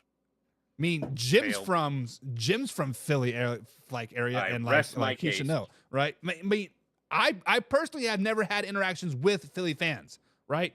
Besides on Facebook, which they talk a lot of smack, but you know, when your team's good, you can talk smack, I guess, right? But let's see what the people are saying. Washington Commanders fan says the Eagles. Yep. And we should have a poll, like who the worst fan base is. But Chase is saying go Birds, and he'll be at the game. So Chase, are your Eagles the worst fan base in the world? That is the question. And Conspiracy Active says shut the fuck up. You mad? You peaked in the 3rd grade. Still peaked higher than you, big guy. Still peaked higher than you. It is what it is. Richard Bex. I'd like to know if that jail is still there. We should find that out from a Philly fan. It absolutely is. So the jail was inside. So is this like a holding cell for like fans just being like crazy, or is it an actual jail like people are serving time there? No, it is a holding cell for. Okay, so for you've drunk arrested, the cops will come grab you and. But they're the only team that had one. I feel like every stadium's got to have some type of holding tank, like they probably have a holding room. Yeah, but not like a jail like behind bars. That's funny. Richard says the Eagles are the worst. But Dennis says, whoa, Bills Mafia. Hoffy, you are a Bills fan too. They do crash their tables. Yeah, but they're also welcoming, right? No. They're the most lovable losers there are. Yeah, 0-4, baby. 0-4, Alpha Rob. The Bills fans, I think, are pretty awesome. And that's, coming from a Patriots fan. I would, if I had to choose to go to a tailgate right now, and I couldn't go to a Patriots tailgate or a 49ers because those are my two teams, I would absolutely choose the Bills tailgate. While wearing an opposing team jersey, right? Oh, absolutely. Yeah. And I'm jumping through a table. And I'm chugging stuff out of a bowling ball. I mean, and Hoffy wakes up 6 days later, his back's still hurting. Cussmaster says the Eagles. Laura says Eagles hands down. Overwhelming, it's the Eagles. But then Alpha Rob says the Jets and Ravens are very delusional fans. Yes, the Ravens and Jets do have delusional fans. I do have to agree The with that Bills as well. don't like the Jets or the Giants because they're all in New York. Yeah. Well, they're in Jersey, aren't they? Technically, yes. All right. So speaking of toxic, the Chicago Bears, they just have a toxic dumpster fire of an organization. Let's just be honest. They haven't been very good for a very, very long time. Chicago Bears fans are excited yet again. They got their head coach. They hired Ben Johnson from the Detroit Lions as their newest head coach. Hoffy, Mark, the last couple head coaches in Chicago, they do about a 3-year stretch. So, guys, will Ben Johnson be fired in 3 years, Mark? I'm going to say no, because they're finally doing different things that they haven't done before. Like, they went out and got all the weapons for Caleb Williams. They would have never done that in the past. I think now that they got this offensive mind to kind of grow with Caleb, it's going to be good for them. And it's something that they've never done. It's always been about defense. Now it's not. Because Caleb is their guy, their future, and they need him to succeed. So they need Ben Johnson to succeed. Hoffy, Chicago Bears are near and dear to our heart. We love to hate them, right? They go through coaches like Combs goes through condoms once every 3 years. That's why he has 15 kids. But they are a very toxic organization because they should have fired Matt Eberflus last year to get a new head coach in there to draft a quarterback this season, and they built that relationship. The reason that I'm saying every 3 years, because I don't know who the TikTok guy is, but he says it is Groundhog Day. They draft a quarterback. A year later, they fire their head coach. 2 years down the road, they draft another quarterback because the head coach wants his guy. It's an evil cycle every 3 years. So that's 1,095 days. Hoffy, does Ben Johnson last more than 3 years in Chicago? He certainly won't last more than 2 or 3 years if he's calling offensive option passes like he did down by 14 in the playoffs. But I don't think that the Bears helped themselves this year. I think when we've discussed this a lot, the 3 rookie quarterbacks that went 1, 2, and 3, the Bears were the most likely to be a successful team. And, the Commanders are in the playoffs and potentially going to go to a Super Bowl with a rookie quarterback.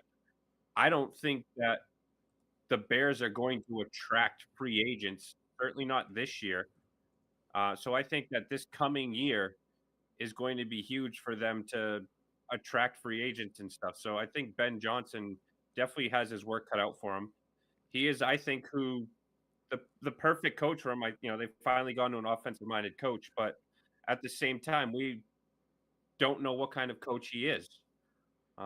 So I just think that the Bears might have been better off with a coach that we know. And back to last night, a coach that's going to hold his team accountable.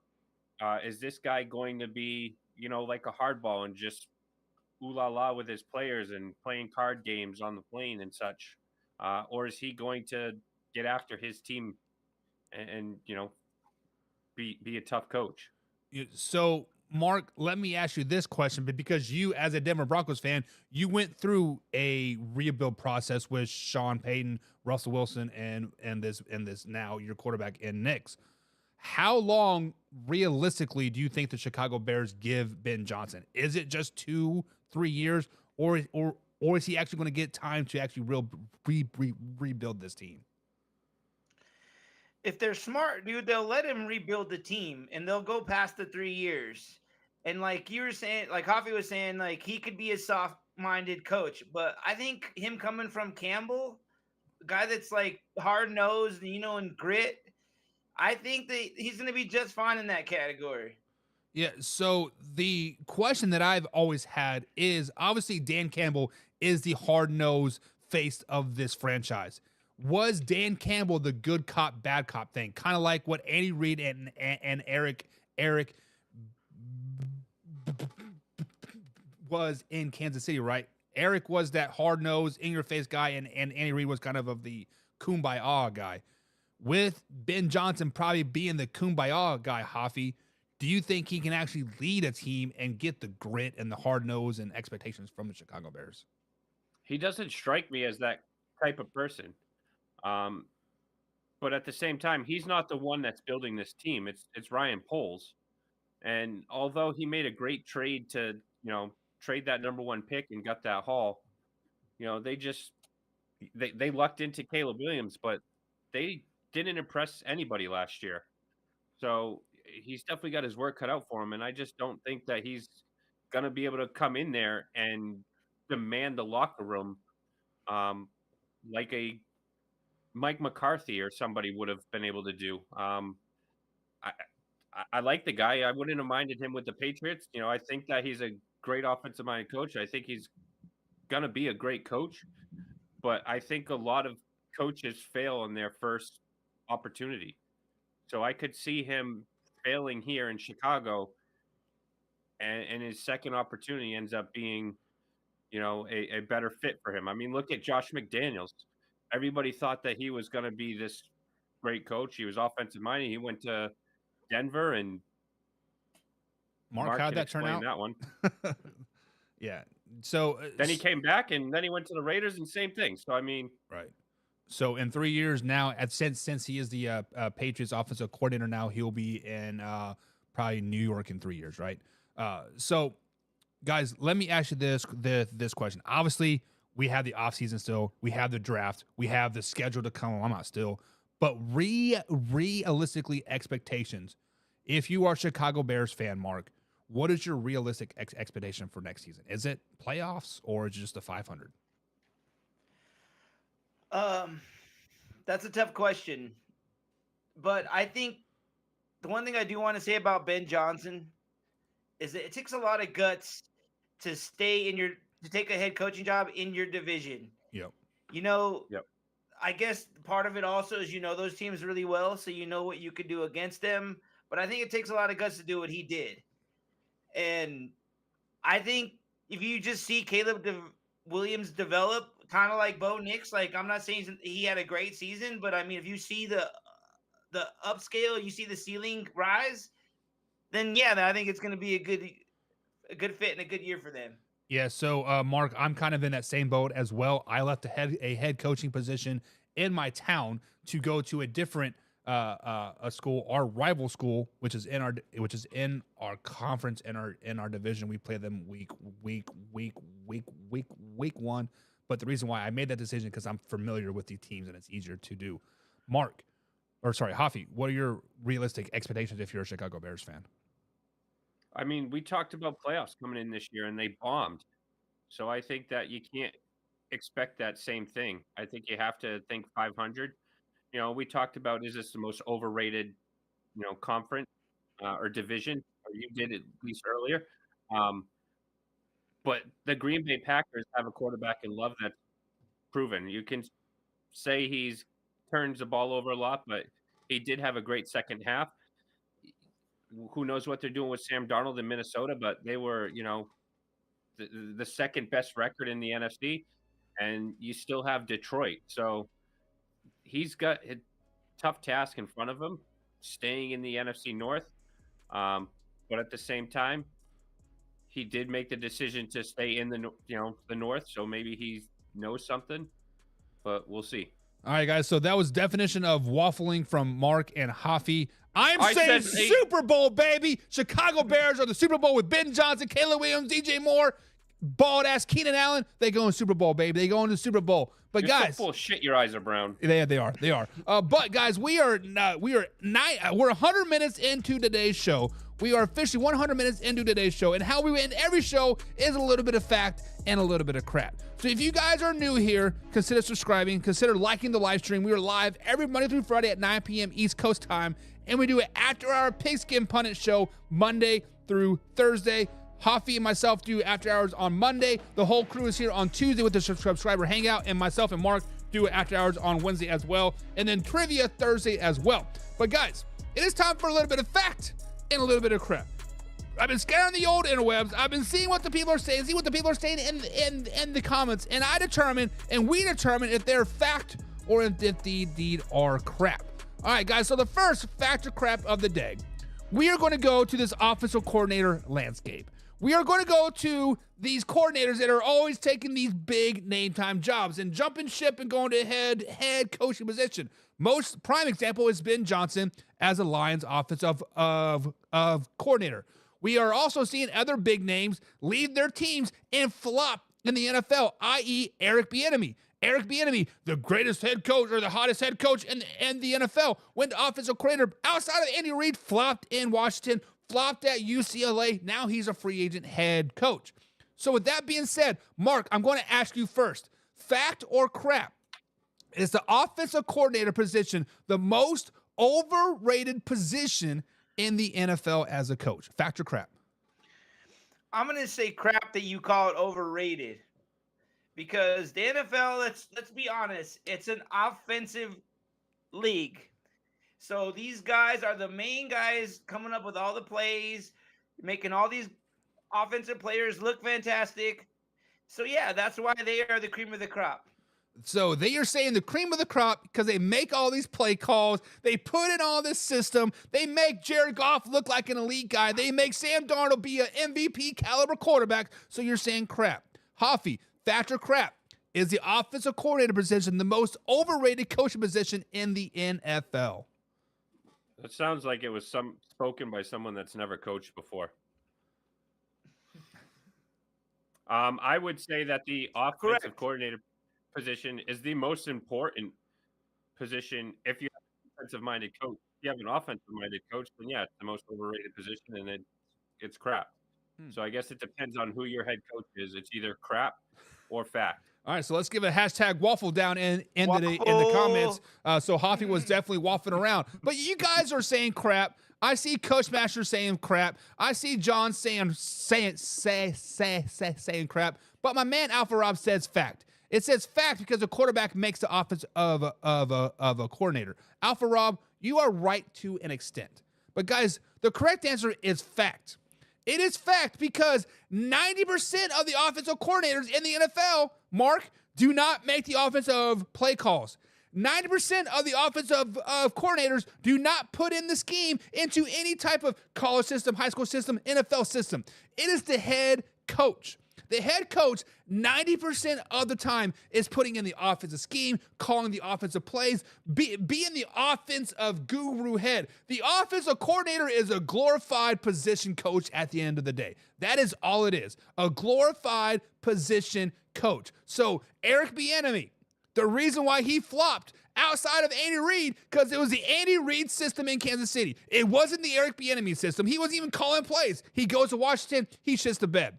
He goes to UCLA as the same position as the offensive coordinator. Keep going down the chain. What does he do? He shits the bed yet again.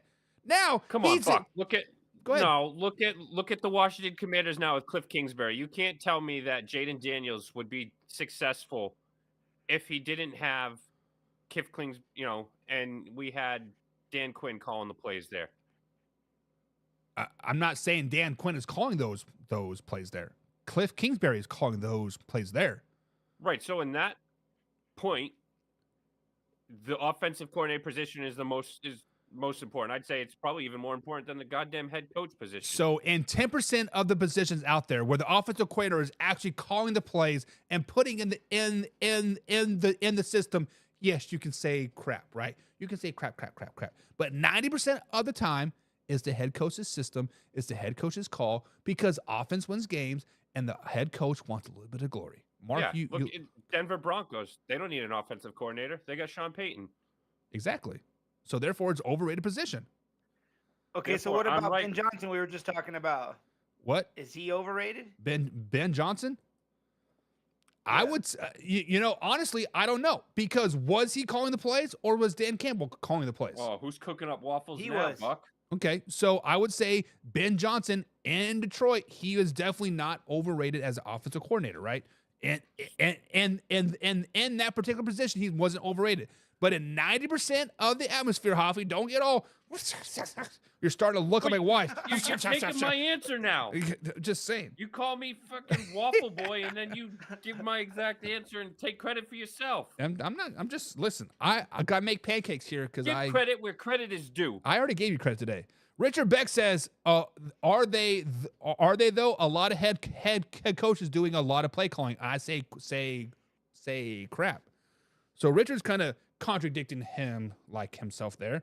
Laura says crap. Alpha says, look at Dayball when he left. Not very good. John says, an old man bald emoji with his hand over his head. Is he sleeping or is he like upset? Like, John, what is that emoji supposed to be, man? Looks like Joe Biden. Yeah, he looks like he's crying and eating ice cream all at the same time. Alpha Rob says, but Daniels makes that offense work. Listen, Jaden Daniels is an outlier. Let's be honest. Jaden Daniels makes everybody better. He makes Cliff Kingsbury better. He makes Dan Quinn better. He makes that Davis better. He makes everybody better. Jaden Daniels is a real deal. Richard Beck says, I would guess Ben will also be calling the plays and not the offensive coordinator. Exactly. Ben Johnson will be calling the plays in Chicago as a head coach. So therefore, the offensive coordinator in Chicago would be overrated. Glorified positional coach. John says, and the OC is responsible for the results. No, he's not.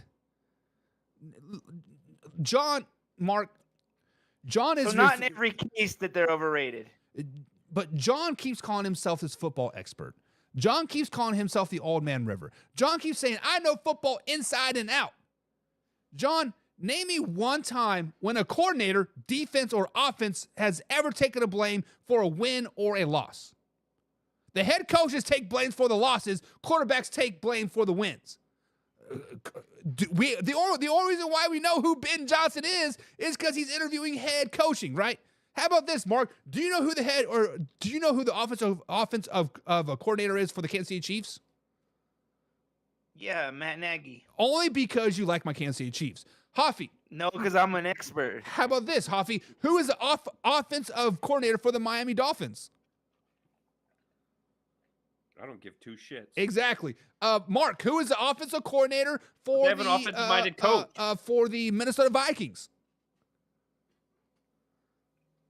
That one I don't know. Exactly, because Kevin O'Connell is he is the offensive coordinator. He does call the plays, right? So yeah, it is what it is. Drew says, so the offensive coordinator is overrated or not is based off who makes the play calls. Yes. I guess sounds so. a lot like what I said. Yeah, waffle. Anyways, moving on. As we look at some of the greatest in the NFL, as you guys see here, Tay and TK are on the screen. But guys, as you guys know by now, Travis Kelce has now broken Jerry Rice's all-time record with the most 100-yard receiving games in the postseason. He has now 9 of them. When you look at some notable 100-yard receivers in the NFL, Julian Edelman has 6. He's sitting at 3. Michael Irvin has 6, sitting at number 4. Antonio Brown has 5. Larry Fitzgerald has 5. Right? Mike Evans has 4. Tyreek Hill has 4. Stephon Diggs has 4. Devontae Adams has 4. Guys, Travis Kelce has 9 of them. Mark, fact or crap, Travis Kelce is the greatest postseason tight end / wide receiver ever. I'm going to say fact because I'm not going to deny his records and all the touchdowns and everything that he's done. But yes, that's a fact. That is a fact. So he is saying fact. Hoffy, we've seen Travis Kelce do great things. Wide open touchdown pass to basically put away the Houston Texans last week. Hoffy, you're shaking your head. I know you got a Travis Kelce Houston jersey. Couldn't cover him, Buck. They couldn't cover him. They left him. They chose not to cover him. But Hoffy, is Travis Kelce the greatest postseason wide receiver / tight end ever? To be the best, you have to beat the best. And Patrick Mahomes and Travis Kelce cannot beat the best. Of course you're going to say that. They cannot beat the best? Who is the best? Nope. Tom Brady and Rob Gronkowski, baby. Okay. So you're saying crap. Okay. So Mark, do you know how many 100-yard postseason games Rob Gronkowski has? Gronk, Mr. Spikeman himself. Ooh, Gronk, hungry man. You know how many he has? I'm going to say not many. He has 4. 4, Hoffy. 4. Julian Edelman has more 100-yard games than Gronkowski. So how is But he's got Tom a lot Brady of and Gronk the touchdowns, greatest? What? But Gronk's got a lot of touchdowns in the playoffs, though. He has 7. You know how many Travis Kelce has? 9. Like 14. 9. Yeah, but Yeah. he's had Tyreek Hill. He's had other complementary wide receivers that would actually be number 1 wide receivers on other teams. Tom Brady has never had a number 1 wide receiver. What does outside that of have to do Randy with Moss, anything? but That Gronk would was that good. that would mean Gronk would get the ball more. Like, stop it! You are digging yourself a hole, Hoffy. No, put the that shovel means away. they're You're able- digging yourself a hole. You're making No. You shut your mouth. That means they're able to double team Gronk, which is why Edelman is able to have the game that he has because they're taking away Gronk. They're not able to take away Kelce when you have to put a safety over the top to help with Tyreek Hill. Hoffy, last season, 2023 for the Kansas City Chiefs, who was their number 1 receiver? Do you think I can remember last Exactly, because they didn't have a number 1 receiver. They double teamed Travis Kelce all postseason. How many 100-yard games did he have last postseason? He had 2 and 2 touchdowns. He got half of Gronk's total in like 54 playoff games. Okay, but Gronk is a better all-around tight end. This Travis Kelce does not block the way Gronk can block. If we're talking an entire tight end package, as well as the fact that Gronk was always goddamn injured. But so I'll now we're take using a Detroit Lions excuse. Got it. No, I'm just saying that Kelsey's got more. If games he was in the playoffs 100%, than Gronk. he would have caught 500-yard games. Hey, don't forget Gronk retired for a few years, too. Yeah, What? and he retired for I a said few Gronk years. retired for a few years before he went to the Bucks. Yeah, and still came back and dominated. So Mark, you're saying fact. I'm saying Against fact. your Chiefs. He didn't dominate that game, but Of course, whatever. he's not going to agree. He's a freaking Patriots fan. He's not going to deny Gronk. Come on. So Mark and I are saying fact. Hoffy, you are saying crap. Let's see what the people are saying. So, guys, fact is Travis Kelce the greatest tight end / wide receiver in postseason history. Rodrigo says Randy Mahomes is Moss going was down. Not on our team when we had Gronkowski. I made that perfectly clear. Robbie DeFito says Kelce is considered a receiver. I said receiver / tight end. And if you want to go greatest tight end ever, I mean, he trumps the next closest guy to Grob, which he had 4. So it just Travis Kelce, wide receiver. I was trying to give you guys the benefit of the doubt to put up Michael Irvin, to put up Jerry Rice, to put up Hines Ward or Fitz or what. But Travis Kelce is a dog. He's a dog. And John says padded of numbers. He's padding those stats. Mark, I got to admit, I kind of agree with him, but I only agree that in the sense that Kelce's got these records where he's played in a lot of playoff games. him and so if I'm reading this correctly, Gronk has 13 more playoff games than Travis Kelce. And if I remember correctly, Jerry Rice doesn't have his number of like games, but it seems like they were always in the NFC Championship game, like every time Jerry Rice was was there. So that's at least two games every year. So, but same with Michael Irvin. But Richard says give Travis a different quarterback. Is he still great? Yeah, he was great with Alex Smith. He just came into his prime with Patrick Mahomes. Patrick Mahomes elevates him, though. Okay, how about this? Just as Tom Brady, just as Peyton Manning did with Dallas Clark. Right. What a good quarterback does. Yes, he's still good, but he is great because of Mahomes. Right. We'll call it elite. And if you want to go, he's a great yeah, tight end, but elite with Mahomes. And if you want to go down that route, is Gronk great or elite without Tom? He never played without Tom. At least Travis Kelce has stats with Alex Smith. So, I think he's great by himself. And, he coming out of college, he had all those back injuries. The fact that he even had a successful career or something, but yeah, Tom Brady absolutely made him elite. So you see the work ethic that Tom Brady puts in at practices, et cetera. That is what pushed Gronk. And I think that's the same thing that you see with Kelce and Mahomes. You know, they push each other, and that's what makes them both great. Yeah, I agree with that. And Rodriguez says the best tight end in the postseason is Gronk. That's false. It's Travis Kelce. Hands and feet. Tony Gonzalez. Maybe if he played. Yeah, maybe if he made it to the playoffs, right? But John, of course, he's going to go old school Raiders. He says Jerry Rice and Tim Brown. John, so my list that I have goes down to 50 players that have 100-yard games in receiving in the postseason. Tim Brown is not on that list. Don't shoot the messenger. Facts are facts. But Alpha Rob says fact. Drew says fact. Cushmaster says fact. I see Tony G. Tony G was not in the playoffs very often. I don't think he ever even had a 100-yard game in the playoffs. Young 9 Slim says no best receiver tight end is Antonio Gates. Once again, Antonio Gates never won a playoff game, if I'm not mistaken. So Nope. Laura says crap. And then she's puking because she's jealous of Tay-Tay.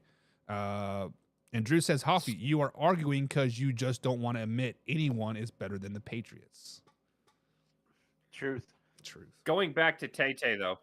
Yeah. Where the hell did Caitlin Clark come into the picture? I mean, she's from Iowa, so she's always been a Chiefs fan, so why not go into the box?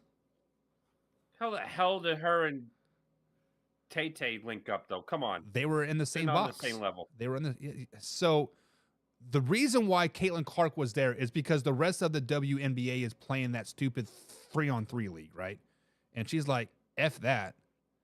She's going to go show her face at a Chiefs game. Why not link it with Tay-Tay? Why not? She was 'Cause also she's on not the on Kelsey's Tay-Tay's level. podcast. Yeah, there you go. Anything else, Hoffy? Yeah, she should be sitting out in the nosebleeds, out in the freezing cold. She's not on Tay-Tay's level. She shouldn't be in the Kelce box. You're right. She is above Tay-Tay. She is the greatest women's basketball player ever. That's right. False. I said it. Who's better Diana than her? Taurasi would smoke her. Not with that big ass nose of hers. She'd still be falling over herself.